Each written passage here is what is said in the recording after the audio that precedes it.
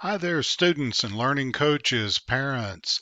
Just wanted to help you guys with a short tutorial video about how to use this website, lead4ward.com, as a way to make some sense of the interim results that you have just received. A way to kind of help us all get ready for the STAR test together.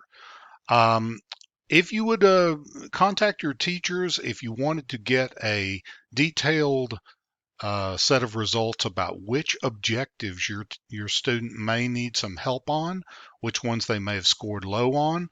If you come to this Lead4ward site and come up here to resources, and then come right down here into the center where it says Released Items Analysis Tool. These are going to take us to released questions from STAR tests from previous years. Now you can come down here to select content area. And so for example, I teach science, and then I can choose the 5th grade.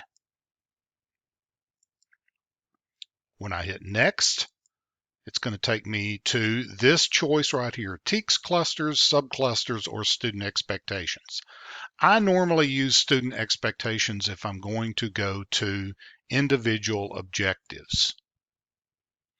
Now, let's say my student missed both of the questions of the objective 5.5a, which is to classify matter according to all their different physical characteristics, including mass, magnetism. It's quite an extensive objective, but let's say that was the one that gave them the most trouble. Now, you can select them all, or you can select a number of them. If you wanted to do all of the 5.5 objectives, you could just click all 3 of these. If you wanted to just cover a particular segment of the objectives, hit next again, and then it's going to let you select which years. Now, if you just want to get the most questions possible, all the way from 2013 to 2019, I usually select them all, submit those,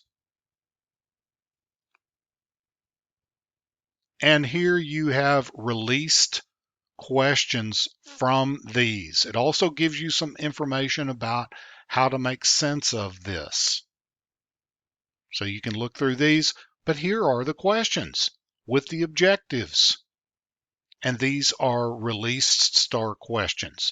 So if you wanted to go over these with your student, you could just simply read through the questions, look through the possible answers, discuss which ones make sense, and then there's the correct answer. So you could check this. If you had questions on it, you could contact your teacher, look it up, do some more research into it. So here are the objectives that are being covered. Here are the questions.